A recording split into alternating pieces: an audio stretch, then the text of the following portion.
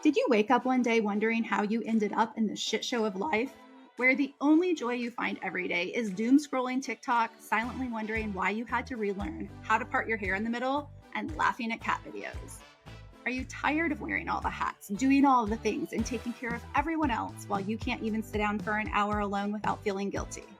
Then let me welcome you to Hustle Culture Dropout, where we're trading the chaos for clarity. I'm your host, Chastity Campbell, mom, wife, entrepreneur, and professional procrastinator. And I'm ready to bring you along as we discuss everything from burnout to self-care and entrepreneurship to wellness. If you're looking for someone who's got it all figured out, you are definitely in the wrong place. But if you want to discover how to be genuinely happy, make an impact in this world, and occasionally have mindless conversations about the latest celebrity gossip, I've got you. So get ready for some no-nonsense real talk as we take on the insanity of life and what it means to be a woman in today's world. This is Hustle Culture Dropout.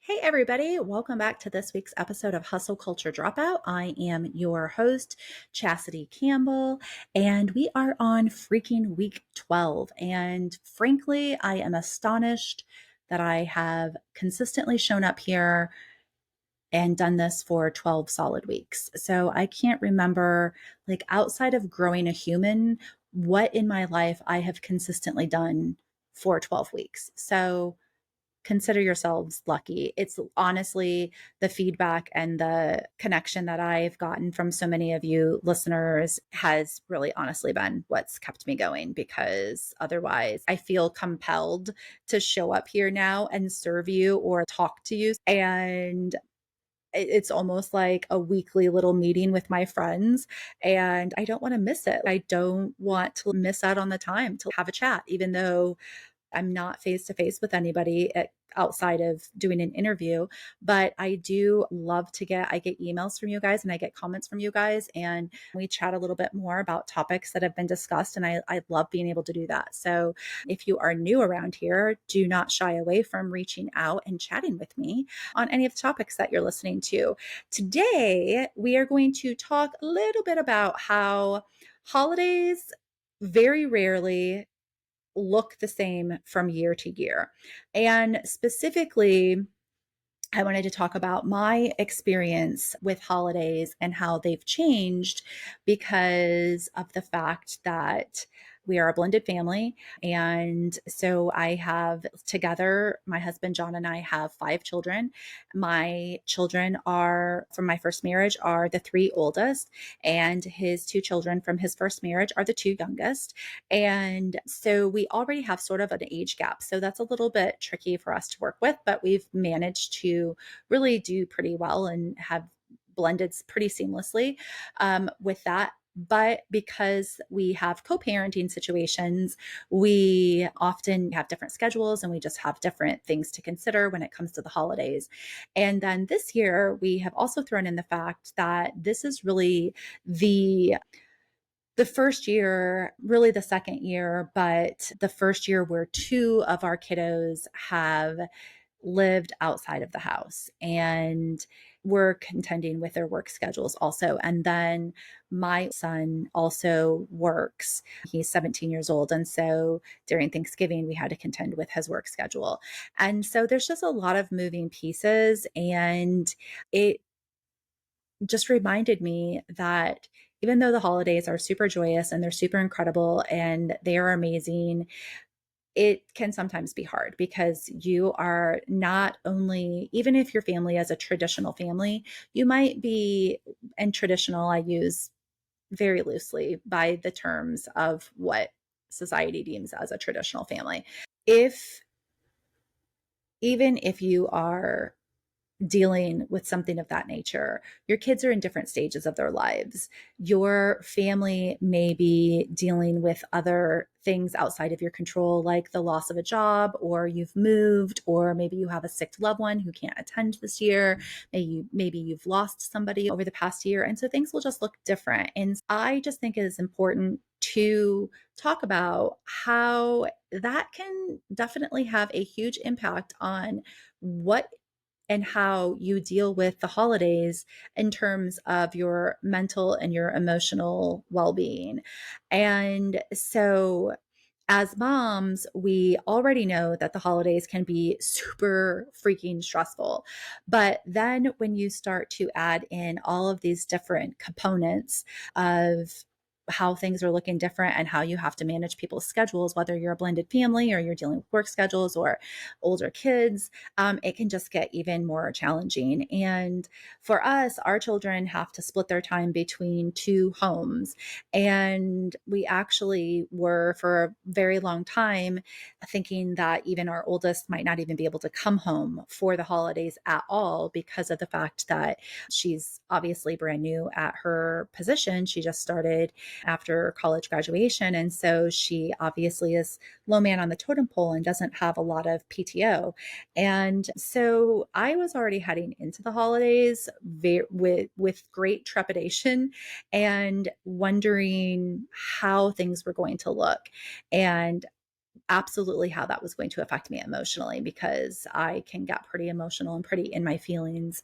And so I just thought that we could share some tips here for maybe creating some new traditions that everybody can enjoy and just how to sort of contend with all that you might be feeling surrounding the holidays and trying to still create all of the magic, but then also be realistic about like things might actually suck because they just look different than maybe what you've envisioned or maybe what you've experienced in the past. And so, one of the things that I think is important to talk about is how you're actually going to manage your emotions. And it's important that you're honest with yourself about how you're feeling.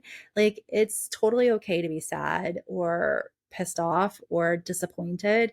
And you need to make sure that you allow yourself to feel that. Don't let your emotions control you, but stop and recognize that things might look different and things might not be the same. And it's okay to feel sad about that. It's okay to be like, I don't really feel super great heading into the holidays and understand that there's nothing wrong with that. There's nothing wrong with feeling that way. And so, some ways that you can maybe help manage those emotions or keep those in check is to reach out to somebody that you trust about how you're feeling, or be honest with your kids and let your kids know. If you have older kids, let them know, like, I'm totally bummed, that you're not going to maybe be able to be here with us this year, or that it might look a little bit different, but you know what? We're going to work together and we're going to make sure that we create a special day and we have time together, because at the end of the day, that's really what matters is, are you going to have the time together? And if you can't physically be together with one another, can you connect on another level? And so, just talking about those feelings or reaching out to somebody that you trust, talking to your partner about it, talking to a friend about it, it's going to help you kind of get a handle on all of those feelings and help you cope with them. You also need to just find healthy ways to deal with the stress, like exercise, getting some extra sleep, just making sure that you're taking time for yourself to relax and recharge. And even if that time is like, I need to go sit in my bedroom and just cry it out for a little bit, that is absolutely okay.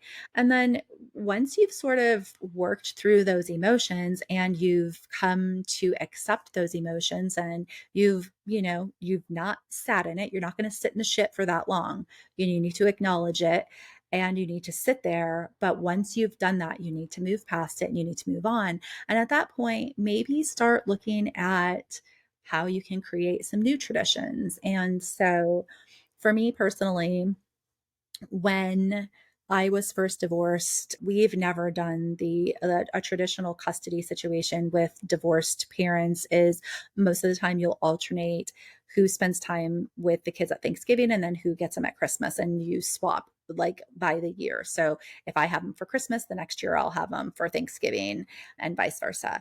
And so one of the things that we did, because I don't have family around me, it seemed really silly to take the kids away from their dad's house on actual Thanksgiving Day because he had family around and they celebrated together on Thanksgiving Day.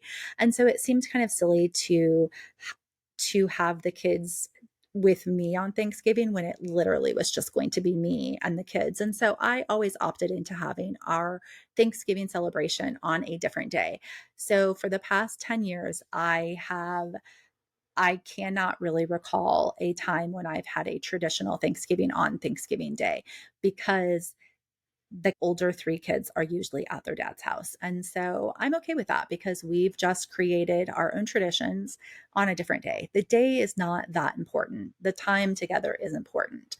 And so I talked about this a little bit in the last an episode that I did a couple weeks ago. I think it was episode 10, just about even the expectations of those days and the expectations surrounding your traditions and making sure that those are realistic expectations and understanding what the important part of the traditions are for you and your family. So just because your family is changing doesn't mean that you can't have special holiday traditions. It might look a little different because you might be missing a person at the table this year.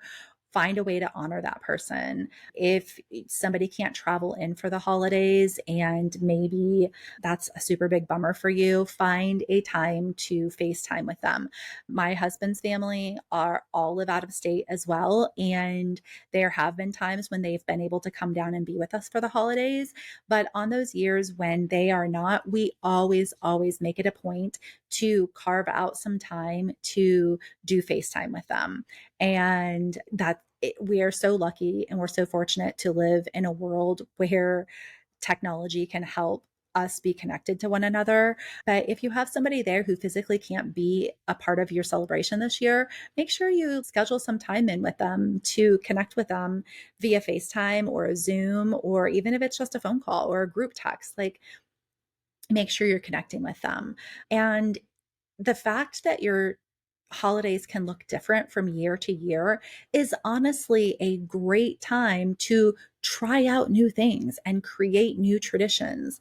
One of the things that I was thinking about last week during Thanksgiving was that over the years, our menu has changed a lot. And again, I discussed this a couple episodes ago about how my family is not huge on traditional Thanksgiving meal. They're also not huge on traditional Christmas meals.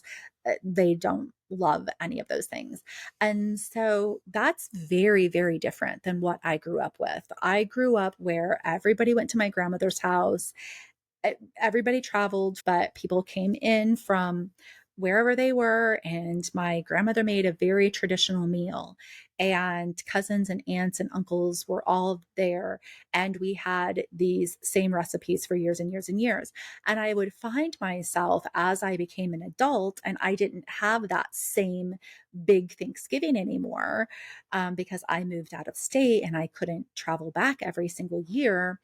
I found myself getting really super sad and super attached to this idea that somehow my Thanksgiving was less than because I didn't have all of these people around me, or I didn't have all of these same traditional meals and sides, and we weren't eating turkey. And I still sort of have a struggle with that as an adult a little bit. And so I just started thinking, like, how creating my own recipes or trying out something new for myself and my family. Maybe this is the time that I pick something. I pick a new side dish.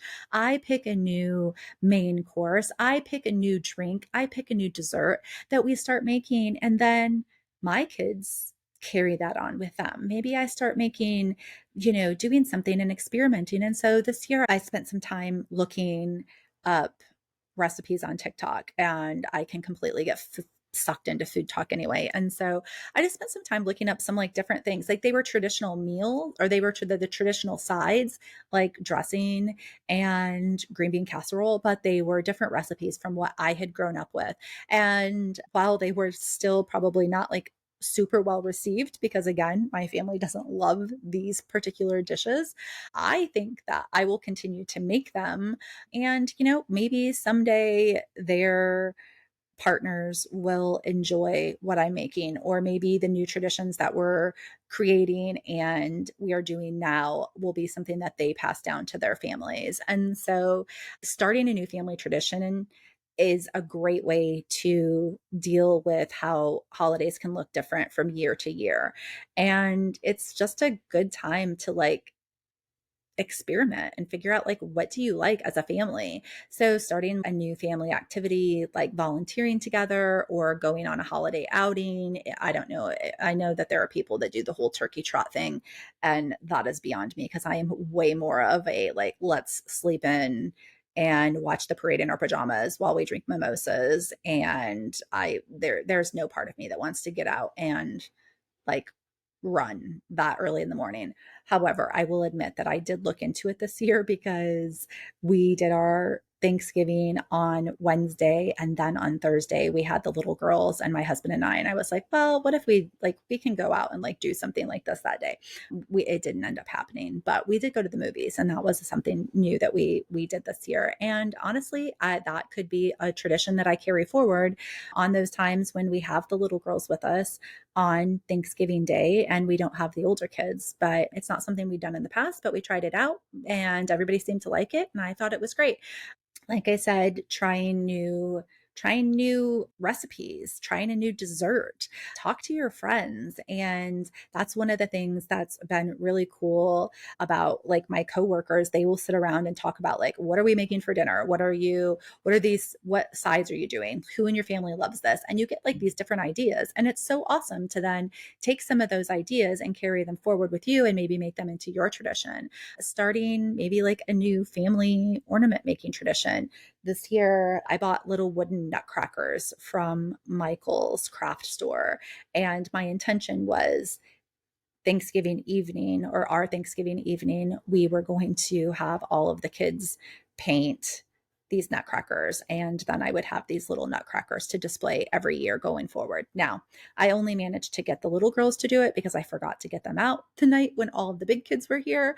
And so I'll just have to have them do that another time. But that's the thing. You roll with it, right? You just like it didn't go as planned, but it's obviously not the end of the world. So one thing to consider if you are a blended family is that it's super important to be sensitive to everybody's needs. And making the holiday special for blended families can be rather difficult because you are definitely contending with different types of schedules. And it might be really hard to fit in all of the activities that you want to do.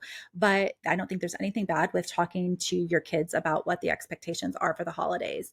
Create a schedule that sort of works for everybody and be flexible and be willing to compromise. One of the biggest things for me personally is that I never want my kids to be stressed out or to feel bad that they are missing something, they are missing out at one of the houses, they are causing stress. I don't want them to feel guilty. There have been times when I've had to be alone by myself there have been many times that I've had to be alone by myself on Christmas Day, like in the afternoon. And I have never, ever wanted to make my kids feel bad about that.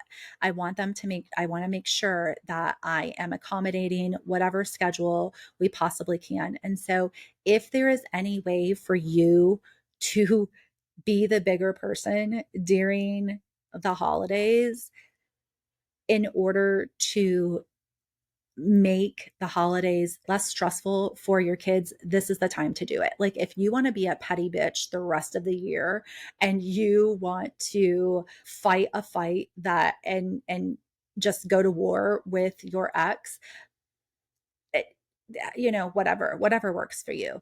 However, try really, really hard not to make that during the holidays.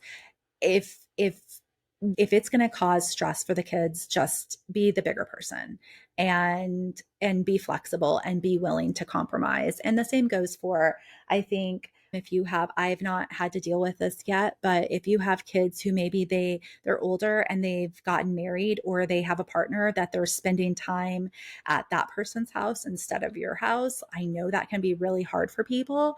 And so just remember, if you want to be petty any other time of the year, like I can understand that. But during the holidays, just try your very, very best to be the person who is willing to compromise, because it is going to make life for everybody so much easier. And honestly, your kids someday will look back and be like, thank God we did not have the struggle. It is, my kids tell me this all the time, like, thank goodness, like, you and dad did not fight over little things like this. And if you have older kids who maybe they can't come home for the holidays, again, one of the things that I think is the easiest thing to do is to involve them as much as you can. So, leading up to the holidays, maybe you're connecting with them a little bit more than you typically have in the past. Maybe you're having a little, a few more Zooms, a few more FaceTime calls with them.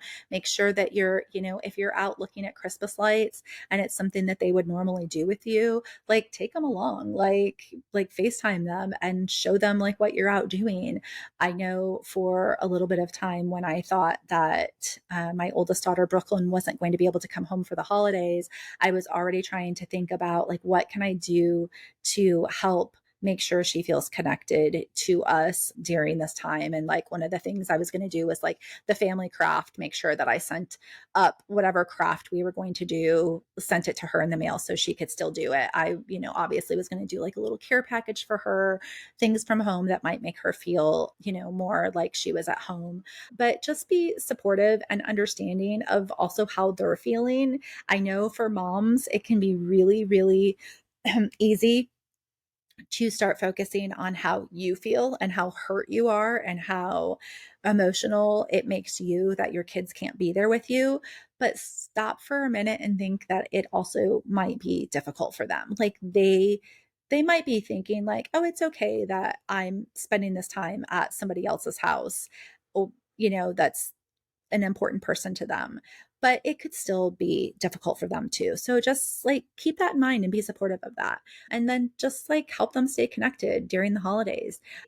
I also just keeping in mind that everybody during the holidays has a different expectation, and they can have different emotions about it. And so I just think it's super important to make sure you're communicating with people how you're feeling about things and just be honest about that. And there's nothing wrong with expressing how you're feeling, but also making sure that you are being super sensitive to everybody else's needs and making sure that the holidays can be inclusive and can be as happy as it possibly can. It doesn't have to be perfect. It's not going to be perfect. And I think being honest about that, being honest about your struggles, I think will help everybody understand where you're coming from a little bit better. But just get creative. I know that I probably got lucky this year in terms that it looked a lot more traditional than I thought it was going to. I was fully prepared, and my therapist even told me like, you need to be prepared for stuff to look different this year. And so start thinking about what traditions can you create that are going to help you enjoy the holidays. And there have been times in the past when it's especially on Thanksgivings that John, my husband, and I have been alone. And so we've just celebrated that time together. I mean, we use that time to do things together and to enjoy time together. We've gone out on hikes before. And so keep that in mind as well, that there's always a way that you can turn something that would otherwise probably be a pretty crappy day into something a little more positive. You're just going to have to be a little creative about it and just accept the fact that, you know, from year to year, things can look different, and understand that, and be totally okay with the fact, like, if you want to sit in your fucking bedroom and eat a bowl of ice cream and cry all day long, like, that is totally fine too. Like, whatever you need to do to get through the holidays is okay. Allow yourself some grace, allow yourself some self love, and the same understanding that you would actually extend to other people. You don't need to wallow in it. You don't need to sit around and be depressed for weeks on end and let it eat you up. But if what you want to do is to sit in your pajamas and turn all the lights off and read a book, then fine. Like you can do that for a day, but just understand that the next day you need to have your ass up and out and at 'em and live in life, because nobody wants to just sit and rot away in their bed during the holidays. So just keep all of that in mind as you are going into the rest of the holidays and we close out 2023, that you need to give yourself a little self love, and you need to be pretty understanding of how things can go and sensitive to those around you, and just understand that things are going to look different every single year, and that, what can you do? Turn it into something fun. So that is it for this week. I have loved chatting with all of you. And if you haven't subscribed to the podcast, make sure that you are doing that. If you haven't left me a 5-star review, make sure you're doing that. Share, share, do all of the things, and make sure you're following along on socials. You can find me on Instagram, TikTok, YouTube, Facebook. My handle is Chastity Campbell Co. And you can also visit us at the website. Visit me at the website at chastitycampbell.com. So I will chat with you guys again next week. Thank you so much for being here. I hope you all have a tremendous week.